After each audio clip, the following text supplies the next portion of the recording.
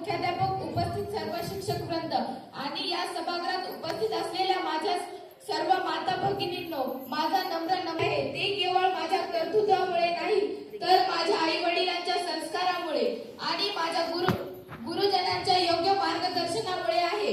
म्हणूनच आज मी जे काही शब्द बोलणार आहे ते केवळ माझे नाही, ते प्रत्येक मुलीच्या मनात दडलेले स्वप्ने, प्रत्येक आईच्या डोळ्यातील आशा आणि प्रत्येक पालकाच्या मनातील अपेक्षा आहेत.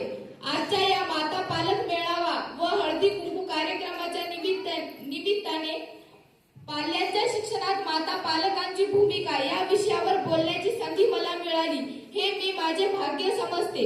मातांनो, मुलांचे पहिले शाळेचे अंगण म्हणजे घर आणि पहिले शिक्षक म्हणजे आई वडील आणि आम्हाला अक्षरांची ओळख, शाळेत आम्हाला अक्षरांची ओळख होते, पण घरी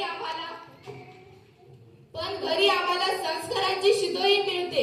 आईचा मायेचा हात, वडिलांचे कणखर मार्गदर्शन आणि पालकांचा अढळ विश्वास यामुळेच मूल आत्मविश्वासाने उभं राहायला शिकतं. आजच्या स्पर्धेच्या युगात फक्त गुण मिळवणं महत्वाचं नाही, तर संवेदनशील, प्रामाणिक आणि जबाबदार माणूस घडणं हे अधिक महत्वाचं आहे.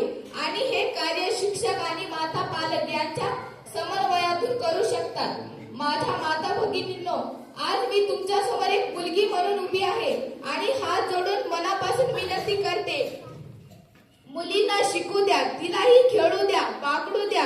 तिच्या भविष्याचा निर्णय घेण्यासाठी तिलाही विचार करण्याचा व शिक्षणाचा अधिकार द्या. लक्षात ठेवा, आजची नारी अबला नाही, सबला आहे. मुलगी म्हणजे ओझं नाही, तर ती घराचं, समाजाचं आणि देशाचं सामर्थ्य आहे. महिला सामर्थ्याचा उल्लेख खरंच सांगा, आम्ही महिला कुठे कमी आहोत? देशाचे राष्ट्रपती एक महिला आहेत. क्रीडा क्षेत्रात पाहिलेत ना, क्रिकेट मध्ये आम्ही वर्ल्ड कप सुद्धा आणला. साहित्य, कला, विज्ञान, उद्योग, प्रशासन, महिला प्रत्येक क्षेत्रात चमकत आहेत. आणि मुलींना शिकवलं, त्यांना संधी दिली तर समाजाचं भविष्य उज्ज्वल होतं. जसा आपण मुलांच्या शिक्षणाचा, करिअरचा, स्वप्नाचा विचार करता, तसाच विचार मुलींच्याही बाबतीत करा.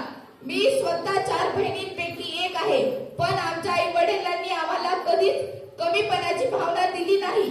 त्यांनी आम्हाला शिक्षणासह भविष्याचे स्वप्न पाहायला शिकवत आहेत आणि ती स्वप्न पूर्ण करण्याचं बळ दिलं. म्हणूनच आज मी इथे डोळ्यात स्वप्न आणि मनात आत्मविश्वास घेऊन उभी आहे. माता भगिनींनो, आज काही माता भगिनींना शाळेतील पालक मेळावा आणि हळदी कुंकू कार्यक्रमासाठी घरच्यांनी येऊ दिलं नाही. खरंच हे योग्य आहे का?